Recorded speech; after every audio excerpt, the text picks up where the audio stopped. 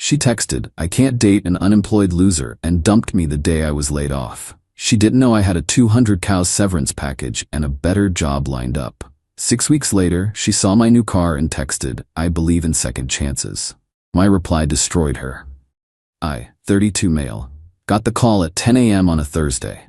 Director of Operations wanted to see me. Never good. Walked into the conference room. HR was there. That's when I knew. "We're restructuring. Your position's being eliminated. Today's your last day." 8 years with the company. Just like that. But here's the thing. I saw it coming. Not the exact timing, but the writing was on the wall for months. Our department had been losing contracts, budgets were tight, and my direct supervisor had already jumped ship 2 months earlier. I'd been quietly updating my resume, networking, interviewing. Actually had a verbal offer from a competitor for a senior role. Better title, 35% pay bump, better benefits. Was waiting for the official offer letter to drop before giving notice anyway. The severance package was insane. Company policy was 2 weeks per year of service, but they bumped it up because they were eliminating multiple senior positions and wanted to avoid lawsuits. 16 weeks of pay plus unused PTO payout. Came out to just over $200 after taxes. Plus, they were covering COBRA for 6 months. Walked out of that building at noon with a box of my stuff and a severance agreement to review. Called my girlfriend, 28, on the drive home. We'd been together 18 months, talking about moving in together soon. "Hey, you free? Need to talk about something." "I'm at lunch with my sister." "What's up?" "Got laid off this morning." Silence. Then, "Are you serious right now?" "Yeah, it's been rough, but I'll explain when." "I can't do this." Her voice went cold. "Can't do what?" "I can't be with someone who doesn't have their life together. I need stability. I need a partner who can provide." I actually laughed. "Babe, it's a layoff. It happens. I've got savings and..." "Stop. Just stop. I've been thinking about this anyway. You're not where I need you to be. I want a house, kids, security. Not someone starting over at 32. "Starting over?" "I'm not. I'm breaking up with you. I need someone established, someone successful. Not..." She paused. "Not an unemployed loser." That hit different. Wow. Okay then. It's nothing personal. I just can't waste more time on someone who might not work out. Good luck with everything. She hung up, sat in my car in the parking garage for 10 minutes just processing. Woman I'd spent 18 months with, met her family, talked about a future with, gone in 3 minutes because I lost a job. Didn't cry, wasn't even that angry. Just disappointed. Saw who she really was. Got home, cracked a beer, and checked my email. The offer letter had come through while I was getting dumped. Start date 6 weeks out. Salary was actually 40% higher than my old job once I saw the full breakdown. Called my buddy from college who works in finance. Need advice on something. 2 hours later, I had a plan. Took about 80 cal from the severance and made some smart moves. Paid off my car. 14 cal remaining. Paid off all credit cards. 8 cal. Put a chunk in a high-yield savings account. Invested the rest in a diversified portfolio. My buddy helped set up. The remaining 120 cal? That was my cushion for the 6 weeks until the new job started, plus emergency fund. Week 1 of unemployment, her best friend texted, "Hey, just wanted to check on you. I heard what happened. That was really harsh." "I'm good. Thanks for asking." She's telling everyone you're broke and jobless. Just wanted you to know people aren't buying it. We know you. Appreciate it. That's when I knew she was out there spinning a narrative. The struggling ex-boyfriend she had to cut loose, making herself like the practical one. Week 3, her cousin reached out. "Dude, you got a raw deal. My cousin can be intense about money stuff. Her dad left when she was young. Finances are a trigger." Noted. Not my problem anymore. I spent those 6 weeks decompressing. Hadn't realized how burnt out I was. Slept in. Worked out. Caught up on reading. Interviewed with 2 more companies just to see my market value. Both offered more than the job I'd accepted. Traveled for a week. Week 5, I bought a new car. Nothing crazy. A certified pre-owned Tesla Model 3. Always wanted one, had the cash now, and the new job came with free charging at the office. Paid $52 outright. Picked it up on a Saturday. Drove it around, feeling good. Stopped at a coffee shop near my old apartment, and there she was. At an outdoor table with her sister. She saw the car first. Did a double take. Then saw me getting out. Her jaw literally dropped. I nodded politely, went inside, got my coffee, came back out. She was staring the entire time. As I walked past, she called out, "Nice car, thanks." Kept walking. "Wait, can we talk for a second?" I stopped. "Make it quick." She stood up. Her sister looked uncomfortable. Wow, a Tesla? That's amazing. How did you? Severance package was good. Used it smart. That's great. Really happy for you. Fake smile. So what are you doing now? Still looking. Start my new job Monday. Senior director role. Better than the old place. Her face did something complicated. Shock, regret, panic all at once. That's incredible. Wow. Pause. Look, I know we left things badly. You dumped me and called me an unemployed loser. Her sister coughed. She looked embarrassed. I was emotional. I didn't mean, yeah, you did, but it's cool. Worked out for both of us. I've been thinking about you, she said quickly. About us. I made a mistake. I was scared and I overreacted. Okay. I believe in second chances, she said, reaching for my arm. Everyone deserves a second chance. Maybe we could get coffee this week? Talk properly? I looked at her hand on my arm, then at her face. She had that look, the one she used when she wanted something. No? What? I said no, I don't date people who think love comes with conditions. You showed me who you are when things got hard. I believe in second chances for people who deserve them. You don't. Her face went red. Are you serious? After everything we had? Everything we had lasted until I lost my job. That's not everything. That's barely anything. I made one mistake. You made a choice, a calculated one. You even said you'd been thinking about it. So no, I don't want to get coffee. I don't want to talk. I want you to live with the consequences of choosing a paycheck over a person. Her sister was looking at her phone like it was the most interesting thing ever.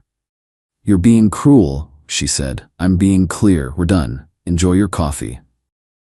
Got in my car and left. Checked the rear view. She was just standing there. Felt pretty good, honestly. Update 1, it's been 2 weeks since the coffee shop incident. Started the new job. It's great. Team's solid. Challenges are interesting. But that's not why I'm updating. She's lost her mind. Monday after our encounter, she texted at 11 p.m. Still thinking about what you said. You're right, I screwed up. Can we please talk? Didn't respond. Tuesday, I know I hurt you. I was wrong. I miss you. I miss us. Still nothing. Wednesday, you're really going to ignore me? That's mature. Oh, now she wants to talk about maturity. Thursday, she switched tactics. Called 3 times. Left a voicemail. I'm at the restaurant where we had our first date. Thought maybe you'd want to come by? For old time's sake? Who does that? Friday evening, I'm at a work happy hour with my new team. Networking, getting to know people, having a beer. And guess who walks in with her girlfriends? Pure coincidence? Doubt it. She spotted me immediately. Made a beeline over. Hey, what a surprise. My new colleagues looked confused. Hey, I said flatly. You didn't tell me you'd be here, she said, like we were still together. Why would I? She laughed awkwardly. Right, of course, just thought, I don't know. She glanced at my coworkers. Aren't you going to introduce me? This is my ex-girlfriend. We broke up. She's just leaving. The table went silent. Her face went white, then red. You're being ridiculous. Can we talk outside? Nope. Fine. Be childish. She stormed off. One of my new colleagues, this guy from the marketing team, raised his eyebrows. That was awkward. Yeah, long story. She dumped you and now she wants you back? Pretty much. Classic. He shook his head. My ex did the same thing when I got promoted. Some people only want you when you're valuable. Exactly. Saturday morning I woke up to 23 texts. All from her. Highlights include, you embarrassed me in front of everyone. I was trying to be nice and you humiliated me. You've changed. The old you would never be this mean. I'm starting to think you never really loved me. My friends think you're being abusive. Withholding closure is emotional abuse. Fine, I hope you're happy alone. You'll regret this. Blocked her number. Sunday, her sister texted, hey, I know things are weird. Just wanted to say my sister's going through stuff right now. She really did care about you. Maybe give her another chance to explain. Replied, she had 18 months to care about me. She chose not to. Tell her to move on. I have. Monday at work, I got called into HR. My stomach dropped. The HR woman looked uncomfortable. We received a complaint about you. What kind of complaint? Someone claiming to be your ex-girlfriend called saying you've been harassing her, sending unwanted messages, showing up places she is, making her uncomfortable. I actually laughed. That's literally the opposite of what's happening. Can you elaborate? I pulled out my phone. Showed her the text history before I blocked her. The calls. Explained the coffee shop encounter, the bar situation. I haven't initiated contact once. She's been the one reaching out. I blocked her number yesterday. She reviewed everything. This is clearly not harassment on your part. I'll note that in the file and close the complaint. If she contacts us again, we'll handle it. Can I get that in writing, just to cover myself? Smart. Yes, I'll email you a summary. Left that meeting feeling weird. She'd tried to mess with my job, my new job, after dumping me for not having one. The audacity. Tuesday evening, I was grabbing takeout near my place. Ran into her mother. Haven't seen her since the breakup. Oh, hi. She looked nervous. Hi. My daughter mentioned you two ran into each other. Yeah. She's pretty upset, says you've been cruel. I just stared at her. Look, her mom continued. I know she handled things badly, but she's my daughter. She made a mistake. Can't you just talk to her? Give her some closure? She dumped me via phone call while I was in a parking garage. Told me I was an unemployed loser. Called it quits because I lost my job. Now that I'm doing better than before, she wants back in. That's not a mistake, that's a character flaw. Her mom looked uncomfortable. She was scared. Her father left us with nothing. Money is a sensitive subject. Then she should date a bank account, not a person. That's harsh. So was calling me a loser when I was already having the worst day of my career. I paid for my food and left. Got home, poured a drink, sat on my couch. Here's the thing, I'm not even mad anymore. I'm just tired of it. She made her choice. It was a bad choice. Now she wants a do-over because the outcome didn't benefit her. But life doesn't work like that. My phone buzzed. Unknown number. I got a new number. Please don't block this one. I just need to talk to you. I stared at that message for a long time. Then I typed, I'm gonna say this once. We are done. Permanently. You ended things when I needed support. You're only back because I don't need support anymore. That's not love. That's opportunism. Stop contacting me. Stop showing up where I am. Stop calling my job. Move on with your life. I have. Sent. Then blocked that number too. Finished my drink, ordered a new TV I'd been eyeing, started a new book. Moving forward feels good. Update 2, 3 weeks since the last update. Thought things would calm down. I was wrong. She escalated, like, significantly. First, she started showing up at my apartment building. Not knocking on my door. She doesn't know which unit I moved into after we broke up. But I'd see her car in the parking lot, sitting there, waiting. First time, I ignored it. Second time, I documented it with photos and timestamps. Third time, I called the non-emergency police line. Officer came out, took my statement, saw her car, went over and talked to her, came back. She says she's just parked in a public lot, claims she's visiting a friend in the building. She doesn't know anyone here. We broke up months ago. Can't really do anything unless she approaches you or threatens you. But I documented it. Call again if she keeps showing up. She left after that, but was back 2 days later. Next, she found out where I go for lunch near my office. How? Not sure. Maybe saw it on an old Instagram post or something. Started randomly being there when I showed up. First time, I saw her through the window and went somewhere else. Second time, she was already inside when I walked in. Came right up to me in line. Please stop running away from me. I'm not running. I just don't want to talk to you. We need closure. You got closure. I told you we're done. That's not closure, that's you being vindictive. I ordered my food. She followed me to a table. Can you not? I said. 5 minutes, that's all I'm asking. No. I'll keep showing up until you listen. That's called stalking. It's called fighting for someone you love. I packed up my food and left. Ate in my car, but the worst part came last week. I have this friend group, 4 guys I've known since college. We meet up monthly for poker night. Been doing it for years, rotate whose place we use. Last month was my turn. My apartment, casual night, beers, cards, catching up. She somehow found out about it and showed up. Knocked on my door around 9 p.m. I looked through the peephole, saw her, did not open it. I know you're in there, I can hear you. My buddies went quiet. One of them whispered, Is that your ex? I nodded. She kept knocking. Just let me in. I brought wine. We can all hang out like adults. I opened the door a crack. Chain still on. You need to leave. Come on. Don't be like this in front of your friends. You're not invited. You don't live here. Leave. We used to talk about me hosting poker nights with you. I just wanted to. We broke up. You ended it. You don't get to show up at my place months later and act like we're friends. One of my buddies came to the door. Hey, he asked you to leave. You should probably go. She looked past me, saw all of them watching. Got embarrassed. Fine. This is why we didn't work. You never wanted to include me in anything. You dumped me because I got laid off. Silence. That's really what happened? My friend asked. Yep. Damn, she left, but not before saying, we're not done talking about this. After she was gone, my buddies were all over it. Bro, that's insane. She really dumped you over losing your job? And now she wants you back because you got a better one? That's messed up. We ended up spending an hour talking about it instead of playing cards. They all agreed I should consider a restraining order if she keeps showing up. One of them is a lawyer, not family law, but he gave me some advice. Document everything, keep records, don't engage, and if it continues, file for a protection order. But here's where it gets really entitled. 2 days ago, she showed up at my job, walked right into the building, asked for me at reception. Security called my extension. You have a visitor in the lobby. She says she's your girlfriend. Ex-girlfriend. We broke up months ago. I don't want to see her. Understood, I'll let her know.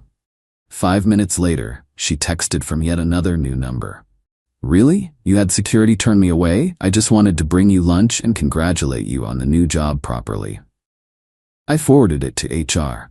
Same woman as before. She called me 20 minutes later. This is escalating. I'm going to send a formal letter to her stating she's not permitted on company property and any further contact regarding your employment will be considered harassment. Thank you. Also, I'd recommend you consider legal action if this continues. What she's doing isn't healthy. That evening, I went to a law office. Sat down with someone who handles protection orders. Showed her everything. The texts, the photos of her car at my building, the work visit, all of it. You have enough for a temporary protection order. The behavior is clearly unwanted and escalating. Judge will likely grant it. What does that mean for her? She'd be legally required to stay away from you, your home, your workplace. No contact. If she violates it, she can be arrested.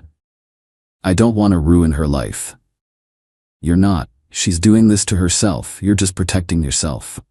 Filed the paperwork that afternoon. Court date is next week. She'll be notified.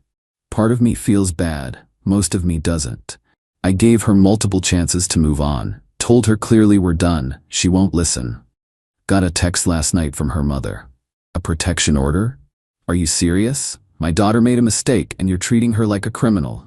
I didn't respond, but I wanted to say, your daughter dumped me at my lowest point and is now harassing me at my highest.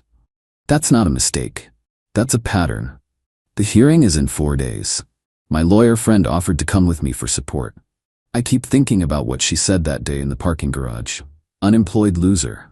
Like I was worthless because I lost a job. But here's the thing she didn't understand. I was never the job. I'm a person with skills, experience, and resilience. The job was just where I happened to work. She couldn't see that, only saw the paycheck. And now she sees a bigger paycheck and wants back in. But I'm not a paycheck. Never was. Update 3. Final. The hearing was yesterday. Here's how it went down. Showed up at the courthouse at 9 a.m. My buddy came with me like he promised. Had all my documentation printed out and organized. Texts, photos, dates, everything. She was there with her mother and some guy in a cheap suit who I assume was her lawyer. She looked angry. We went into the courtroom. Judge was a no-nonsense woman in her 50s. Called our case. Her lawyer went first. Your Honor, this is a case of miscommunication between two people who recently ended a romantic relationship. My client has been attempting to reconcile, and the petitioner has mischaracterized normal post-breakup contact as harassment. The judge looked at me. Your response? I stood up. My hands weren't even shaking. Your Honor, I've asked her repeatedly to stop contacting me. She's shown up at my home multiple times, my workplace, places I frequent. She's created multiple phone numbers to contact me after I blocked her. I've never initiated contact. I've asked her to stop. She won't. Do you have documentation? I handed over the folder. The judge spent 5 minutes reviewing it. Her expression got progressively more concerned. Ma'am, she said to my ex, you've contacted him. How many times after he asked you to stop? My ex stood up. We were together for 18 months. You don't just throw that away. I made a mistake and I'm trying to fix it. By showing up at his workplace? I just wanted to talk to him. After he blocked your number multiple times? Silence. The judge looked at her lawyer. Counsel, your client has engaged in a pattern of unwanted contact that meets the legal definition of harassment, unless you have evidence that the petitioner invited or welcomed this contact. Her lawyer shuffled papers. No, Your Honor. Then I'm granting the temporary protection order. Ma'am, you are to have no contact with the petitioner. No phone calls, texts, emails, social media contact. You are not to go within 500 feet of his residence or workplace.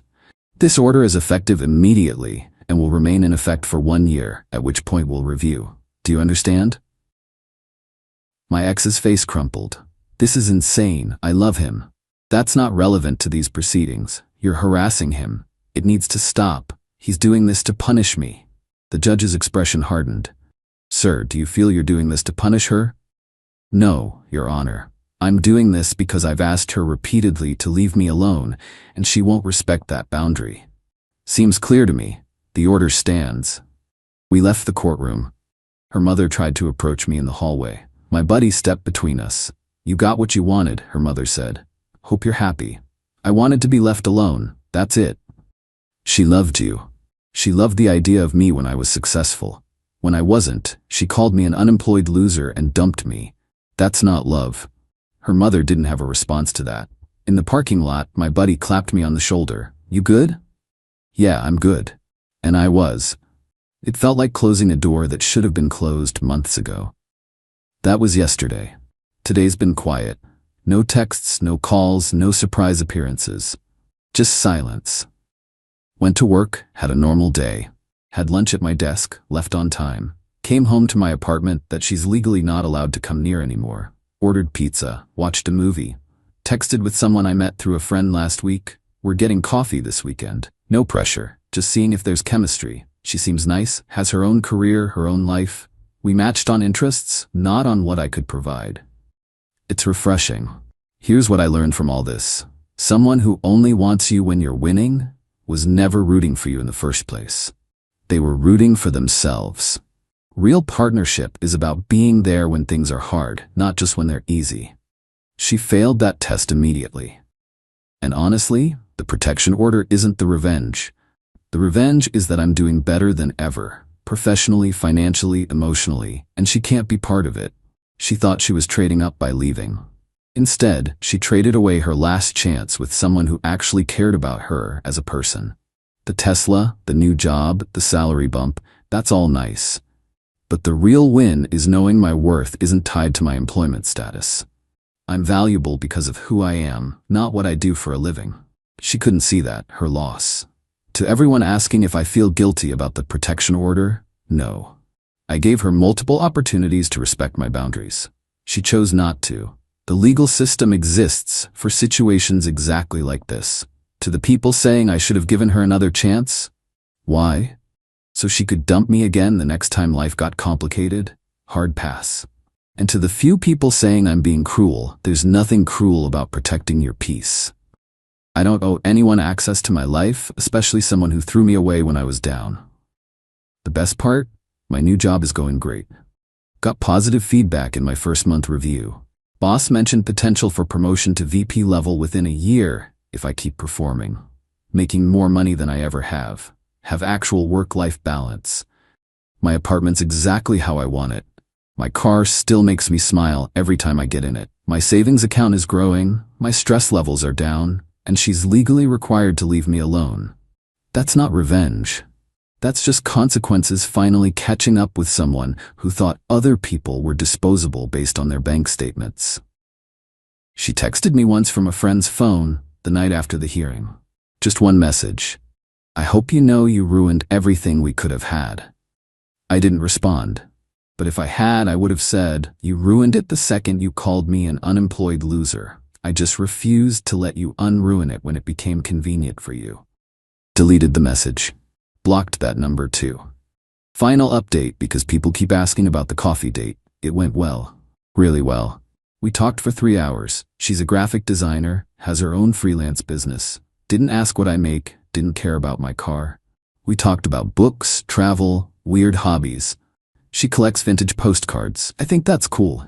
We're getting dinner this weekend. No idea if it'll go anywhere, but it feels different. Feels like she's interested in me, not my resume. That's how it should be. So yeah, that's the end of this saga. The girl who dumped me for being an unemployed loser is legally barred from contacting me while I'm living my best life with a great job, a nice car, and actual peace. Some stories do have satisfying endings. This is one of them. Thanks for following along, everyone. Time to close this chapter for good and see what comes next. She texted, "I catfished your sister pretending to be you to find out if she talks trash about me. She does, B2W. I responded, creative. Then I showed my entire family the evidence, screenshots of her fake profile trying to create drama. When my sister's lawyer sent her a cease and desist for identity theft and defamation. Original post I, 31 male, was sitting at my desk, working on quarterly reports when my phone buzzed. Text from my girlfriend Natalie, 29. We'd been together for about 18 months, living together for 6. The message read, "So I have something to confess. I made a fake profile pretending to be you and messaged your sister to see what she really thinks about me. Spoiler alert, she talks mad trash about me behind your back. Screenshots attached if you want proof of what your precious family really thinks." I stared at my phone for a solid minute. Read it 3 times to make sure I was understanding correctly. My girlfriend had impersonated me online to manipulate my sister into revealing private thoughts. 7 screenshots followed. Messages between me and my sister Brooke, the fake me asking leading questions about Natalie. Brooke's responses were honest, not cruel, but definitely critical. Stuff like she's controlling and I don't think she's good for you and she isolates you from everyone. I typed back one word, creative. Then I started screenshotting everything, her confession, the fake conversations, all of it. Opened Facebook on my laptop. Sure enough, there was a profile with my name, my photos, stolen from my actual profile, created 3 weeks ago. Already had friend requests accepted from several family members. I leaned back in my chair, processing. This wasn't just weird or invasive. This was legitimately insane behavior. And illegal, technically. 20 minutes later, another text from Natalie. "That's all you have to say? Your sister is poisoning everyone against me, and you say creative? You committed identity theft to manipulate my family members. Yeah, creative is the word." Her, "I did it for us, to show you how two-faced they are. You did it because you're paranoid and controlling." Brooke was right. Are you seriously taking her side after what she said? I'm taking the side of not committing fraud to spy on my family. We're done. Her, "You're not seriously breaking up with me over this. Watch me." I immediately called my sister. "Hey Brooke, quick question. Have I been messaging you lately about Natalie?" "Yeah, actually, you were being weird about it. Why?" "That wasn't me. Natalie made a fake profile." Silence. "Then are you kidding me right now?" "Nope, she just confessed. Sending you screenshots now." What followed was an explosion of family group chat activity that I'll summarize as, everyone was pissed. Update 1. So after I exposed Natalie's catfishing scheme to my family, things escalated exactly as you'd expect. Within an hour, my mom, dad, Brooke, and my other sister Emma, 26, were all blowing up my phone. Not at me, at the situation. Brooke was particularly furious. "She pretended to be you? She tricked me into private conversations? That's so violating." My mom was ready for war. "That girl is psychotic. Change your locks, today." Dad, ever practical. "This might be illegal. Document everything." Here's where it gets interesting. Brooke's husband Tom is a lawyer. Not criminal law, corporate stuff, but he knew enough to be concerned. He called me directly. "Hey man, this is actually serious. She committed identity theft, possibly fraud, definitely defamation if she's spreading those private conversations around. Has she done anything else?" That got me thinking. I went through our shared laptop that I paid for, too. Found she was logged into her email. I know, invasion of privacy, but she'd just admitted to impersonating me, so I figured turnabout was fair play. What I found was worse than expected. She hadn't just catfished Brooke. She had fake conversations with Emma, my cousin Janet, and 3 of my friends. all using my identity, all trying to get dirt on herself. It was like she was building a case file of everyone who didn't worship her. But the real kicker? An email draft to my boss. As me. Complaining about workplace stress and asking about mental health leave. Dated yesterday. She hadn't sent it yet, but it was there. Ready to go. I screenshot everything. That evening, she came home acting like nothing happened. Walked in with takeout from my favorite place, all smiles. Hey babe, got your favorite? Figured we should talk about earlier. I know I messed up, but... Natalie, you need to leave. Her face changed instantly. Excuse me? You heard me. Pack your stuff and get out. You can't kick me out. I live here. I have rights. Your name isn't on the lease. You're a month-to-month guest at best, and you just admitted to multiple counts of identity theft. She went from sweet to venomous in seconds. You'd really throw away our relationship over one mistake? One mistake? You catfished my entire family. You were drafting emails to my boss, as me. This isn't one mistake. It's a pattern of insane behavior. I was trying to protect us. From what? My family having private opinions? Everyone's allowed to have thoughts, Natalie. What they're not allowed to do is steal identities to spy on those thoughts. She started crying. But not sad crying, angry crying. Your family has always hated me. They've been trying to break us up from day one. No, they've been concerned about red flags like this, and you just proved them right in the most spectacular way possible. She grabbed her phone and started texting furiously.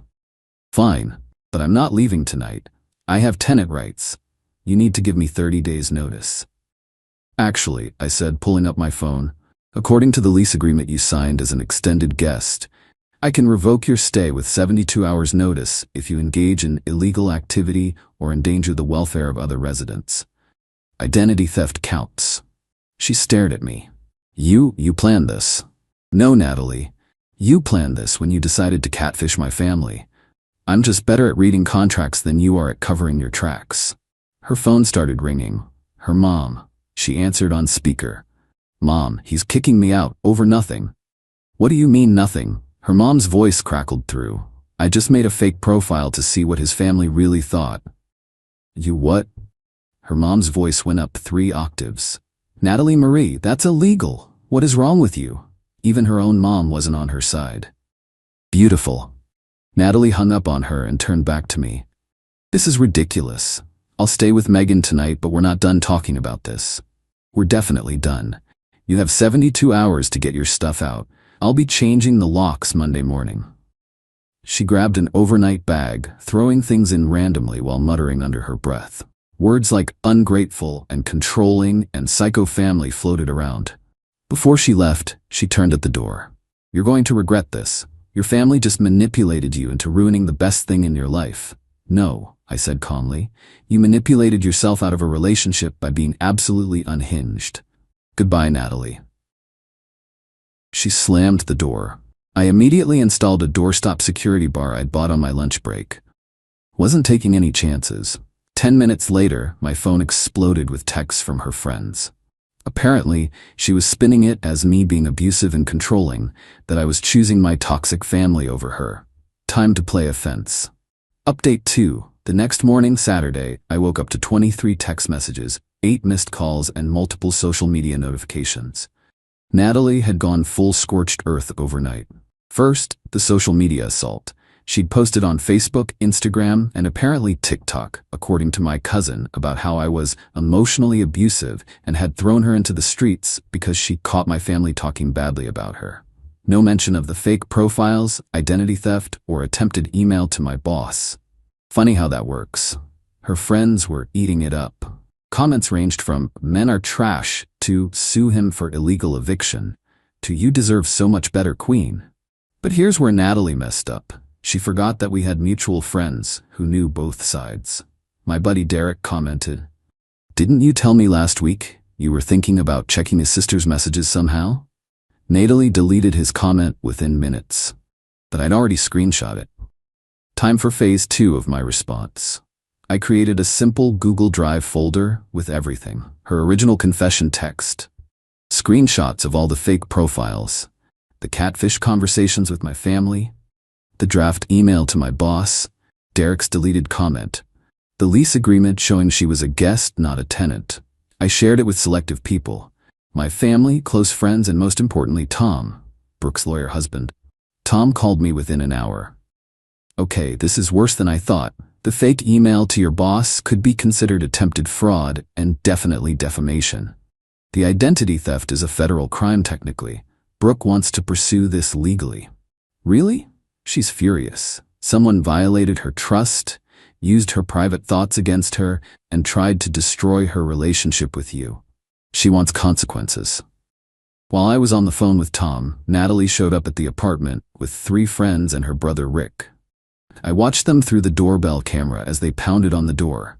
"Open up, I need my stuff now," Natalie yelled. I texted her, "You have until Monday morning as already discussed. Please leave or I'll call the police for trespassing."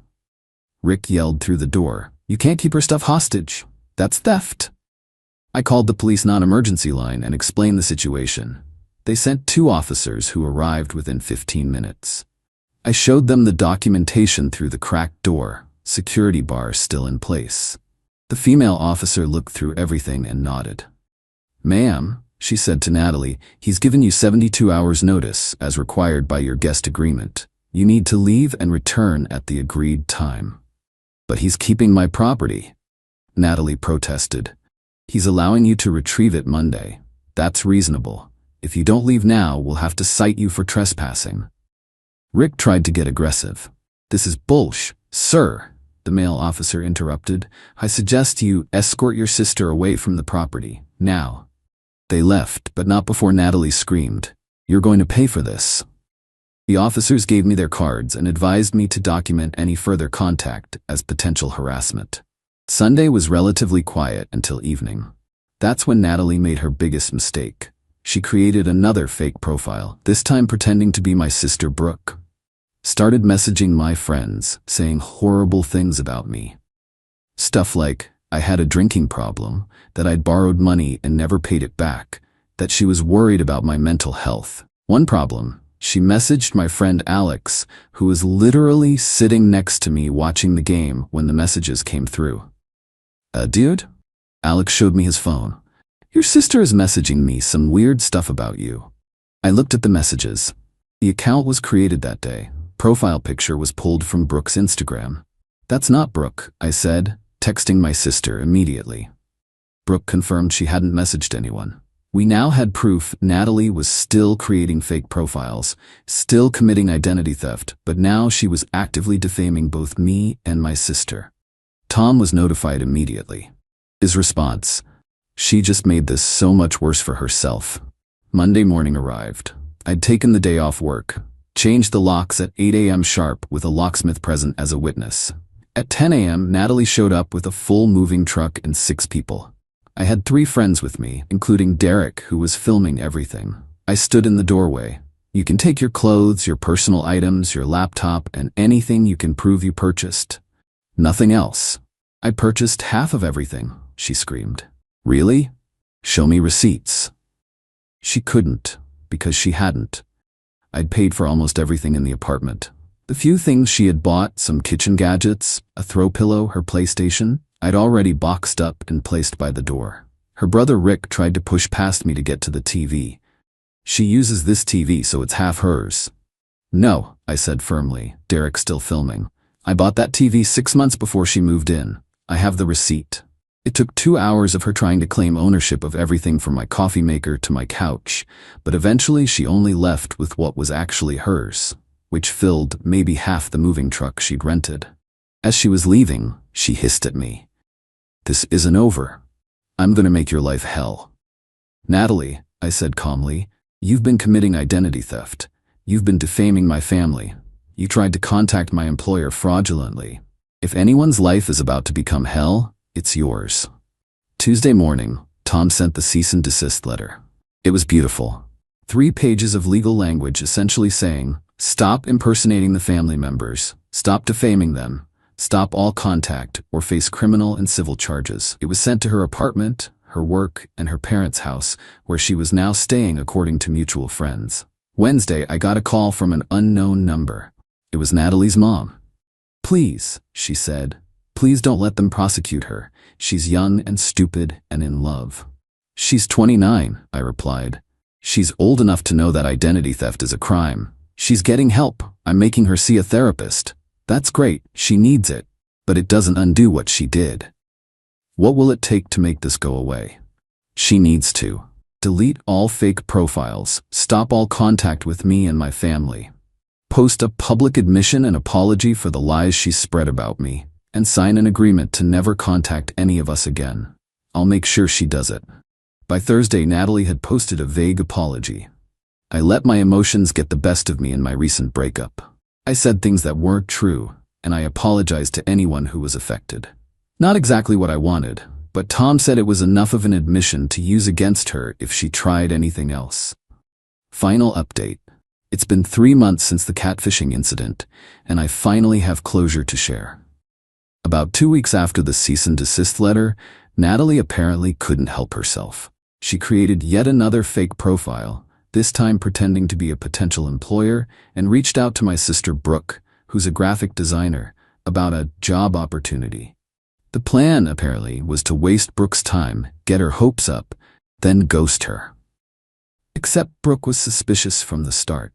The company had no real web presence, the email came from a Gmail account, and the writing style was familiar. She played along just long enough to gather evidence, including getting them to send a contract that had metadata showing it was created on Natalie's computer. That was the last straw. Tom filed a police report for criminal harassment and identity theft. The police took it seriously, especially with the mountain of evidence we'd compiled. Natalie was arrested at her parents' house. Her mom called me crying, begging me to drop the charges. I reminded her that it wasn't up to me. Brooke was the victim here, and she was done. The case moved forward. Natalie was charged with identity theft, cyberstalking, and harassment. She tried to play victim in court, claiming she was heartbroken and not thinking clearly, but the judge wasn't buying it. The sheer volume of fake profiles, the calculated nature of the schemes, and the fact that she continued after receiving a cease and desist letter showed a pattern of malicious behavior. She pled guilty to avoid jail time but got 2 years probation, 200 hours of community service, mandatory therapy, a restraining order preventing her from contacting me, my family, or creating any fake profiles, $5,000 in restitution to Brooke for legal fees and emotional distress. But here's the best part. Remember that email draft to my boss? Well, my company's IT department did an audit after I reported it, and they found she'd tried to access my work email from our shared laptop. She'd failed. 2-factor authentication for the win, but the attempts were logged. My company pressed charges for attempted unauthorized access to their systems. That's a federal offense. She ended up pleading that down too. But it added another year of probation and killed any chance of her getting a job in her field, marketing, because she now has a record for cybercrimes. Last I heard through the grapevine, she's working retail while living with her parents. Her friend group imploded when the court documents became public record. Her mom made her delete all social media as a condition of living at home. She's been telling people I ruined her life over a prank. Meanwhile, my life has significantly improved. Brooke and I are closer than ever, bonding over shared trauma, I guess. I got a promotion at work, partly because my boss was impressed with how I handled the security threat. I'm dating someone new, Amy, who thinks the whole story is wild, but appreciates that I have clear boundaries. My family has adopted "Don't pull a Natalie" as shorthand for doing something insanely stupid. The funny thing is, if Natalie had just accepted that Brooke didn't like her and either worked to improve that relationship or accepted it wouldn't happen, none of this would have occurred. Instead, she committed multiple crimes trying to prove, what? That my sister had opinions? That family members don't always love their siblings' partners? She fabricated evidence of people disliking her, then made it a self-fulfilling prophecy by being absolutely unhinged. To anyone dealing with a similar situation, document everything. Don't engage with crazy, just protect yourself legally, and trust your family when they say someone gives them bad vibes. They might be onto something. Oh, and Natalie, if you're reading this, which would violate your restraining order, BTW, you didn't lose everything because my family talked about you. You lost everything because you committed crimes, multiple crimes, repeatedly, even after being warned to stop. That's not love. That's not protection. That's criminal behavior. And yeah, creative was definitely the right word for it. Creatively deranged.